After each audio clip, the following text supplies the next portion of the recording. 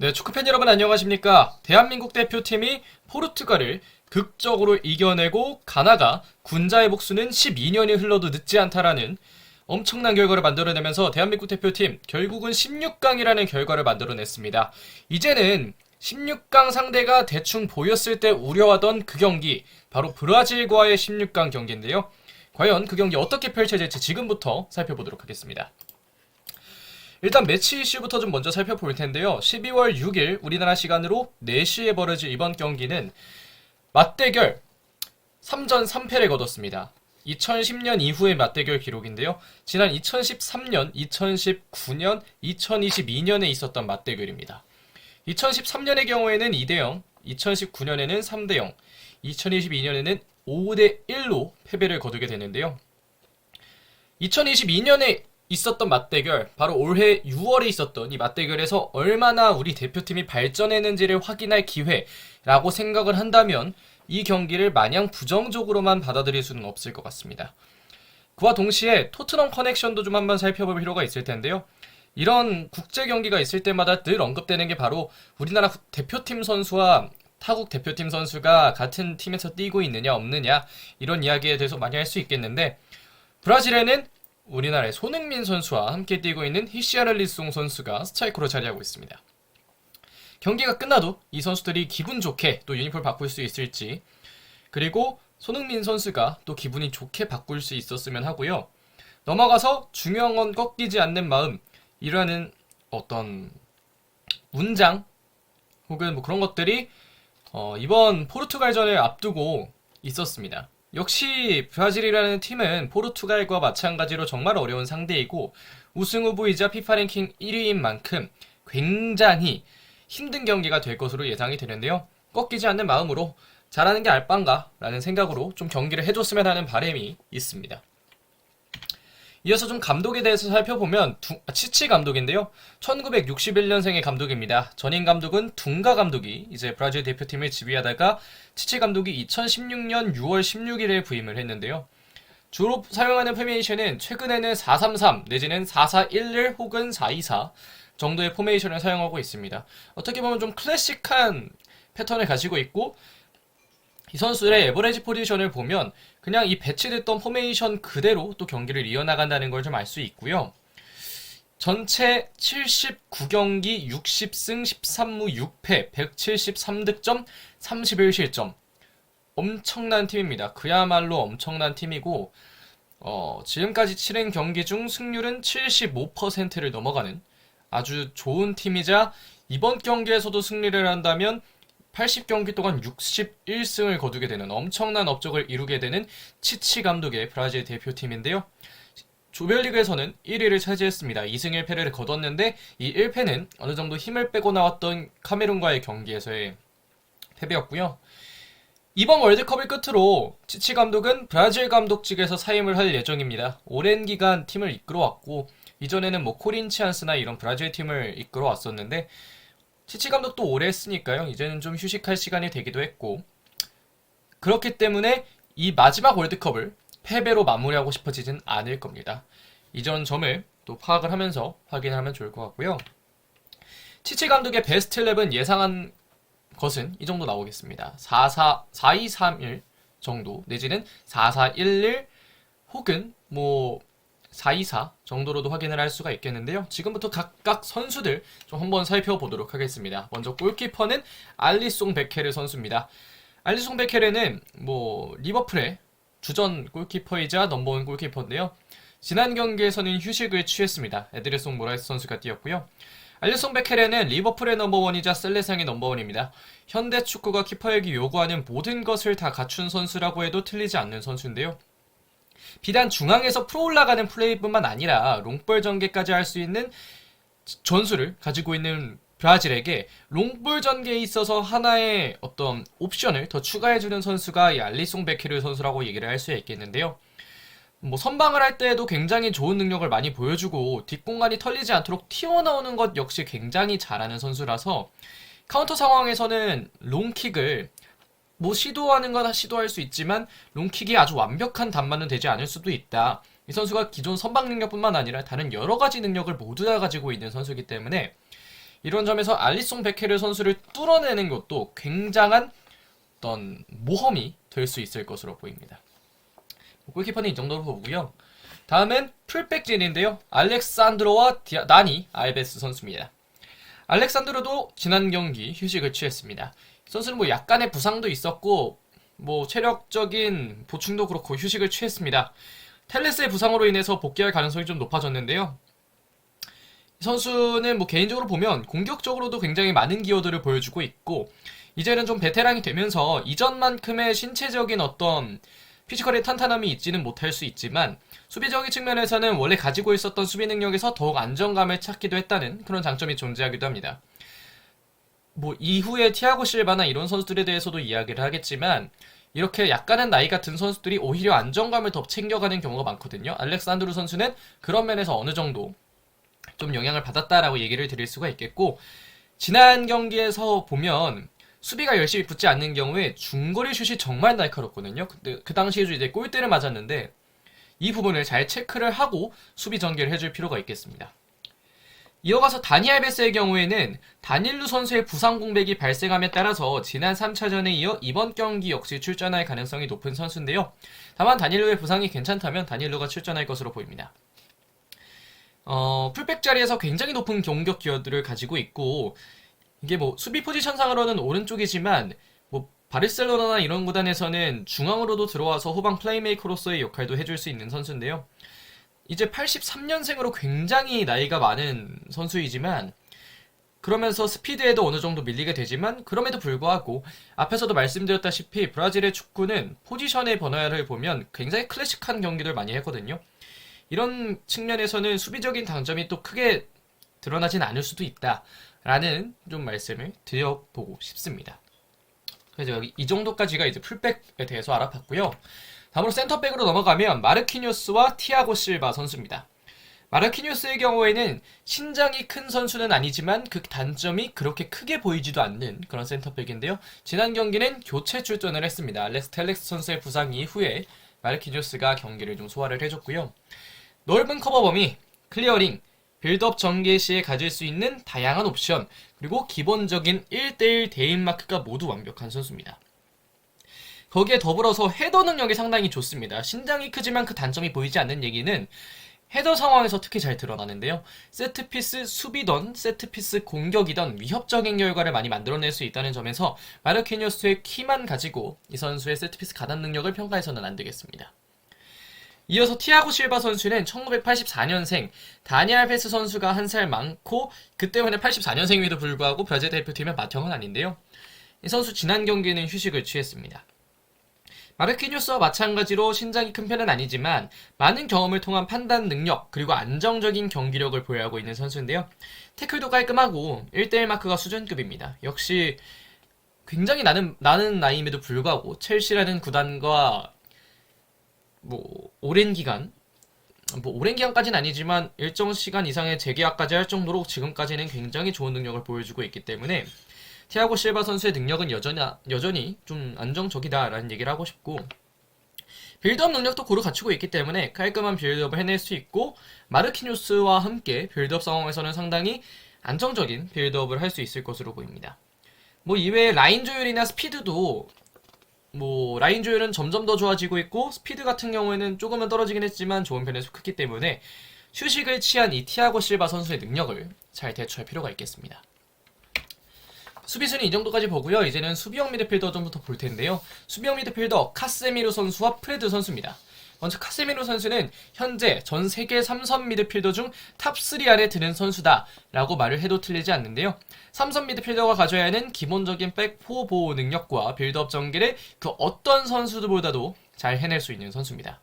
그리고 레알 마드리드에서나 맨체스터 유나이티드에서나 원볼란치로 섰을 경우가 상당히 많은데 그럴 때에도 압박에 대한 대처가 되고 공격적인 기여도 역시 굉장히 좋은 선수이기 때문에 흔히들 말하는 대체 불가능한 선수다. 파비뉴, 기마랑이스 이런 선수들을 대신하고 본인이 왜 라인업에 드는지를 매 경기 증명해내는 선수고요. 프레드 같은 경우에는 클럽에서는 못하고 국가대표에서는 잘하는 흔히 말하는 애국형 선수입니다. 카세미로가 전형적인 수비형 미드필더의 공격 능력이 가미된 선수라면 프레드는 박스투박스 미드필더의 전형이라고 얘기를 할 수 있겠는데요. 스피드, 활동량을 모두 보유해서 미드필더 전역을 커버할 수가 있고 양발을 사용하기 때문에 탈압박에도 어느 정도 강점을 지니고 있습니다. 다만 피지컬이 그렇게 좋은 편은 아니고 기복이 심하다는 점에서 우리와의 경기에서는 기복이 좀 있는 경기력을 보여줬으면 좋겠다라는 말씀을 좀 드릴 수도 있겠고요. 이어서 이제 공격진 보겠습니다. 먼저 윙포워드입니다. 비니시우스 주니오르 선수가 왼쪽 윙어, 하피냐 선수가 오른쪽 윙어에 서는데요. 두 선수 모두 인버티드 윙어 스타일이라고 얘기를 드릴 수가 있겠습니다. 먼저 비니시우스 주니오르 선수의 경우에는 현재 레알 마드리드에서 뛰고 있는 2000년생 굉장히 어린 선수인데요. 그럼에도 불구하고 이번 시즌 21경기 동안 10골과 5개의 도움이라는 엄청난 공격 포인트 생산력을 보여주고 있습니다. 해가 갈수록 발전하는, 어디까지 발전할지가 궁금한 월드클래스 유망주고 폭발적인 드리블과 좋은 속도를 이용한 공격 전개가 원래 기존 장점이었는데요. 최근에는 단점이었던 동료와의 연계를 통한 전개까지 만들어내면서 공격에서 한층 더 위협적인 선수로 성장했습니다. 다만 이제 이 선수가 골 결정력은 평균 수준인데 이것도 점차 발전을 하고 있고요. 그렇기 때문에 또 10골을 넣었겠죠. 체력적으로도 성장을 하고 있고 그렇기 때문에 대부분의 경기에서 풀타임을 소화할 수 있으면서 이 경기에서도 풀타임 소화를 할 가능성이 상당히 높은 선수입니다. 왜냐면 이 선수도 지난 경기 휴식을 취했기 때문이죠. 이어서 하피냐 선수의 경우에도 FC 바르셀로나에서 뛰고 있는 양쪽 윙어가 굉장히 좋은 두 팀에서 뛰고 있는 엘 클라시코를 양쪽 윙어가 누가 더 많이 넣나로 벌일 수도 있는 그런 선수들이 바로 이 선수들인데요. 하피냐 역시 반대발 윙어로 주로 배치되는 선수입니다. 주 포지션이 인버티드 윙어일 정도로 오른쪽 윙에서 좋은 능력을 보여주는데요. 윙어치고는 굉장히 단단한 피지컬과 좋은 드리블 능력을 가지고 있어서 드리블을 기반으로 한 플레이메이킹 능력도 굉장히 뛰어난 선수입니다. 인버티드 윙어가 갖춰야 되는 능력으로 흔히 중앙으로의 침투를 통해서 하프 스페이스 공략을 하고 그 다음에 주발을 통한 마무리를 하는 그런 것을 굉장히 어떤 인버티드 윙어의 미덕이라고도 얘기를 할 수 있을 정도로 그런 장점을 지니고 있는데 하피냐 선수는 그 장점을 굉장히 잘 지니고 있고요. 전방에서 하는 압박 이런 것들도 굉장히 수비적으로 스탠스가 굉장히 좋은 선수입니다. 다만 왼발 선호도가 조금 높은 것은 좀 단점이라고 할 수 있겠는데 이 선수의 왼발을 잘 막아줄 필요가 있겠다라는 말씀을 좀 드리고 싶고요.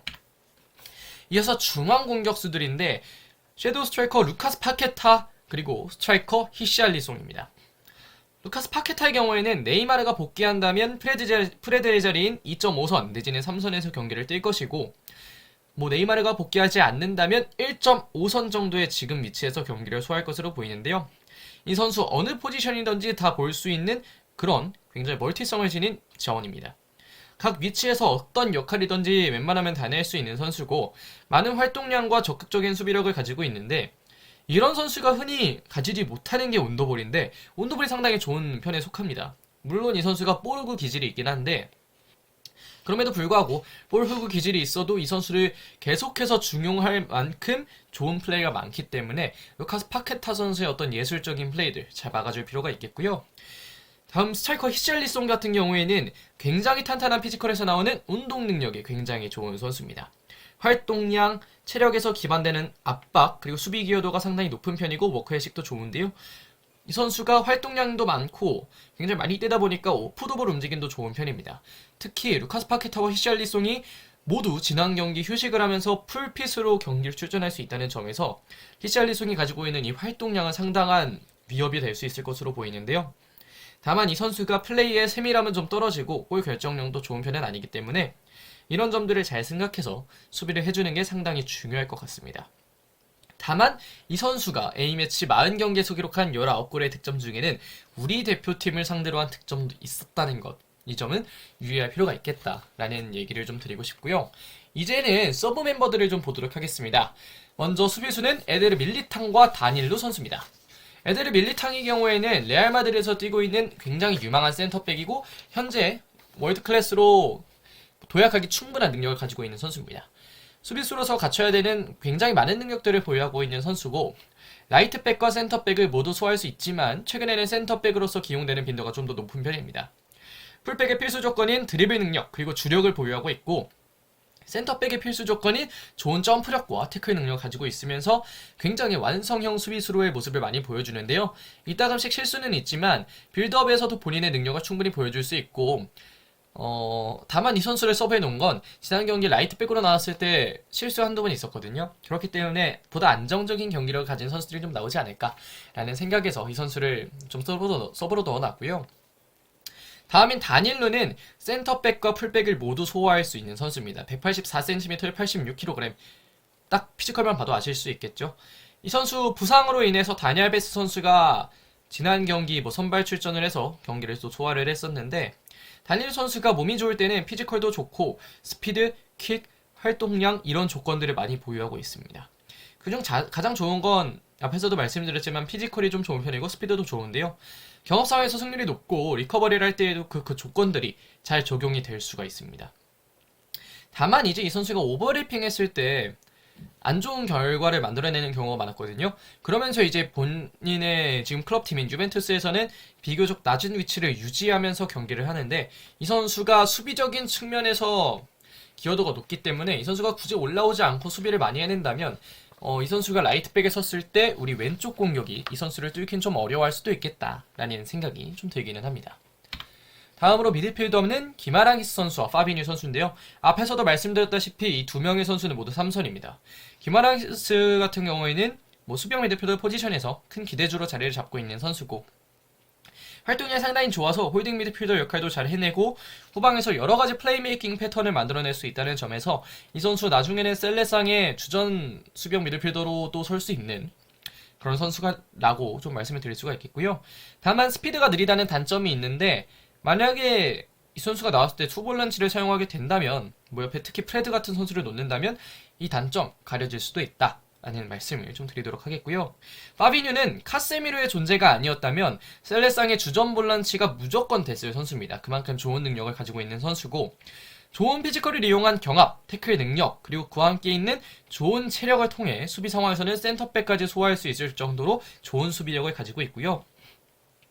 롱패스 빌드업, 숏패스 빌드업, 굉장히 여러가지 패턴을 만들어낼 수 있는 선수라는 점에서 제가 이 영상을 보시면 알겠지만 이 빌드업 과정에서 굉장히 다양한 패턴을 가지고 있는 걸 좀 중요하게 여기는데, 파비뉴 선수는 그런 점에서 굉장히 좋은 선수다라고 얘기를 할 수 있겠고, 팀의 미드필드 빌딩을 맡길 수 있는 선수고, 역시 느리다는 단점이 있기는 하지만 앞에서 말씀드렸다시피 프레드랑 같이 뛰면 가려질 수도 있는 그런 단점이 파비뉴의 단점이라고 할 수 있겠습니다. 그래서 미드필더는 이 정도로 보고요. 마지막으로 공격수 보겠습니다. 네이마르 주니오르 선수 그리고 안토니 선수인데요. 네이마르는 존재만으로도 셀레상의 힘이 정신적 지주가 되어줄 수 있는 선수입니다. 경기를 소화할 수 있을지 없을지는 모르겠는데요. 이 선수는 윙어 뿐만 아니라 공격수가 가져야 되는 모든 것들을 다 가지고 있고, 드리블, 민첩성 이런 게 좀 더 특출나게 좋은 선수인데요. 최근에는 이 본인의 주 포지션이었던 왼쪽 윙에 좋은 선수가 많이 나옴에 따라서 섀도우 스트라이커로도 뛰는 경우가 많습니다. 이 선수에게 하고 싶은 말은 아프면 뛰지 마라 라는 좀 얘기를 하고 싶고요. 다음으로 안토니 선수입니다. 맨체스터 유나이티드에서 뛰고 있는 2000년생 상당히 어린 선수인데요. 역시 인버티드 윙어입니다. 가용된다면 하피냐의 교체 자원으로 좀 더 들어가지 않을까라는 생각이 들고요. 이 선수 역시 오른쪽 윙을 주로 보고 아이솔레이션 상황을 즐기는 선수입니다.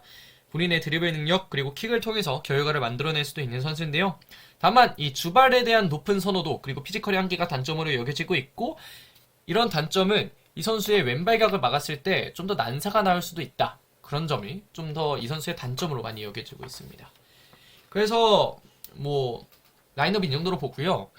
제가 16강전부터는 이 매치 포인트라는 걸 좀 생각을 해봤는데요.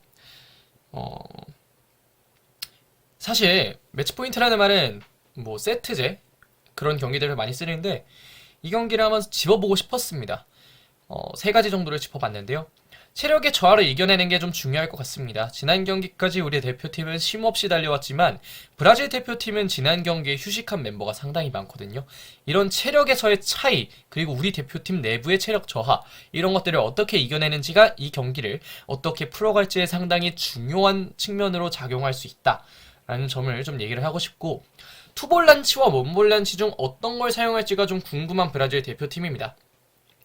공격 국면에서는 4-2-4를 주로 사용하는 브라질 대표팀인데, 투볼란치를 활용하면서도 뭐 가끔씩은 4-3-3을 사용하면서 뭐 파비뉴나 카세미르를 놓기도 하는데요. 이렇게 투볼란치를 사용하면서라도 4명을 모두 공격에 참여할 수 있게 하는 브라질은 상당히 공격력이 높은 선수들이 많은데요. 우리나라의 경우에도 이 선수들을 막기 위해서는 기존의 원볼란치가 아니라 손준호와 정우영의 투볼란치를 활용한 수비 강화 역시 이번 경기에서는 고려할 만한 옵션이지 않을까라는 생각이 좀 들고요. 마지막으로는 벤투 감독의 마지막 경기가 될 수도 있는 경기라는 겁니다.